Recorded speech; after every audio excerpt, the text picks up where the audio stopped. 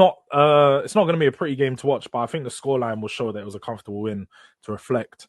I'm gonna throw out 3-1. I'm gonna throw out 3-1. 3-1. I think Spurs win. And then the man of the match is going to be, I hate to say it, let's go Brennan Johnson. Johnson. I think he'll get a goal or two, which could lead him to be Durag Diaries, Tottenham 3, Southampton 1. And I thought I might just play a clip at the start just to show people I do have some faith in my team. Routine victory is what I will call this one. Mystic Mac is what you can call me. 3-1 on the dot. Brennan Johnson with the double. Fairly expected result, you should say. Southampton. We're not going to get too gassed. We're not going to get too happy. We're just going to be like, yeah, we've done our job. The team that's officially relegated today had Tyler Diblin trying to impress us, doing a little audition. Wouldn't say that it was the best game for him. I think Jed Spence managed to lock him up, but let's just take it back there for a second. Before we go into anything, make sure you smash the like on this video, subscribe to the channel. As you can see, we're on the road to 2K, real close to 1.5. So if you want to just subscribe, if you haven't already, show some love, help me get to 1.5K. Share this with your people then. You got to make sure you're doing that too, and follow me on all other social channels. But the lineup, I can't lie, I was disappointed to see Sonny start. Just let's start there. I don't know why Ange Postecoglou thinks Sonny can play 3 games in 7 days. Because I know he's expected to start midweek. He's 100% expected to start midweek. And he started him on Thursday. He started him today. And I'm just like, why? Why? What did Sonny have to offer in this game? Why couldn't you try Tell out on the left, try Mikey Moore out on the left against a team like Southampton, who, let's have a right, Carl Walker-Peters is a good right back, but you're expected that we're going to have the ball and we're going to be able to get at them. And that's exactly what happened. In the first half, I felt like we took control for the majority of it. Wouldn't say that it was comfortable, just like I predicted. Wasn't pretty. On the ball, still a bit messy, but the clinical actions were done and we found plenty of holes through their back line. As it is Southampton, it is expected. So Jed Spence with a good little cross, good pass across the box into Johnson's feet, who finds the top corner with a good finish. I think it's fair to say, as much as I am critical of him, it was a good finish into the top left-hand corner. And then for the second one, we already saw what happened with the offside. 4.5 minutes it took to make the decision. I'm not going to be Ange. I'm not going to sit there and hold on to the fact that the decision took long.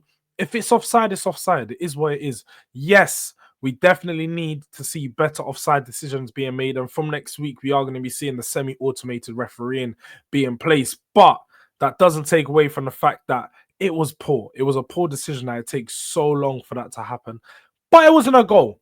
So not mad about it. We break again on the attack. Brennan Johnson again finds himself with another goal. We pop up and go into the second half with 2-0 lead. Now, going into that second half, you would expect that again, we've got a few players that are going to be leggy, few players that we need to take off, and that should be changed right now because they're not needed to play the full 90. It's Southampton. We're 2-0 up. We're winning. Let's go for this game. Let's have a fresh lead, and let's see what we can do. But no.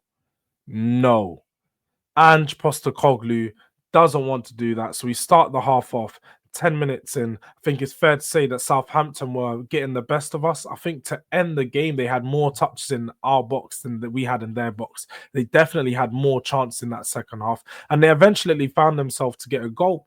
The goal that they got was deserved. Good little ball into the box. Jed Spence, I think, it was poor defending. Everyone else done the offside trap, stepped up. He was the only one that stayed in behind, played them all onside, and it was just an easy finish, I think it's fair to say. And away from that, after that, we see Matisse Tell come onto the pitch. A few subs were made. Forgot to say, 10 minutes into the second half, he brought off Sonny, which was expected, and brought off Bentancur. And he switched Bergville going into that deeper role, having Sarr push up high, pressing wide up the pitch, and then having Odegaard out of the left, who I think didn't make enough impact today. I was looking to see a bit more from him, but Carl Walker-Peters done his job down on that right-hand side and shut him out of the game completely. So Carl Walker-Peters, I'm sorry, Wilson Odegaard was a bit disappointing for me. Matisse Tell, come on, got a goal for the penalty. I can't lie, Brennan Johnson, Wasio. Yeah. Sarrrrrft. Staff. If that was me and it was my hat trick, I was on my hat trick, I won the penalty. You think man on loan can come and take the ball off me and say, nah, it's my penalty? He just said, nah, walked off.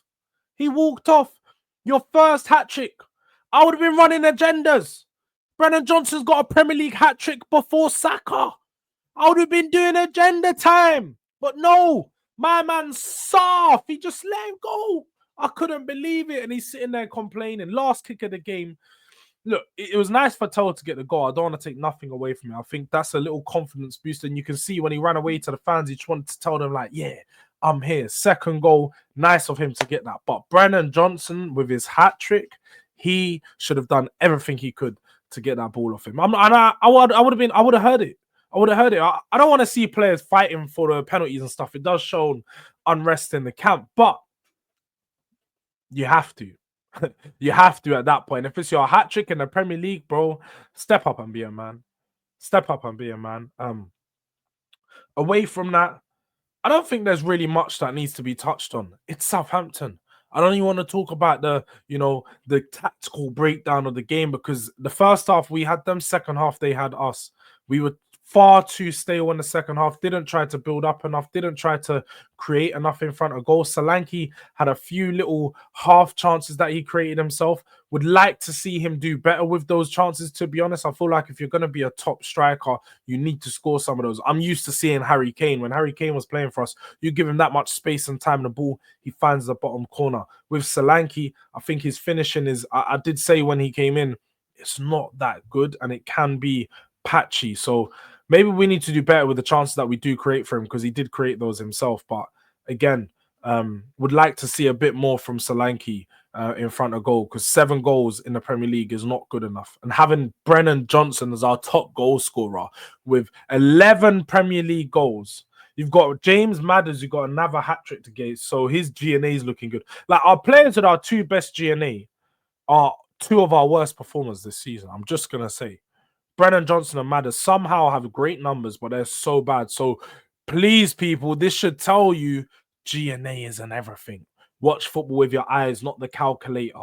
Because you can all add up games and do ratios and percentages, but when it comes down to actually making an impact across the 90-minute game, far too many of these players can't do that. So, yeah, man, look, we got the win. It's a 3 points above United temporarily.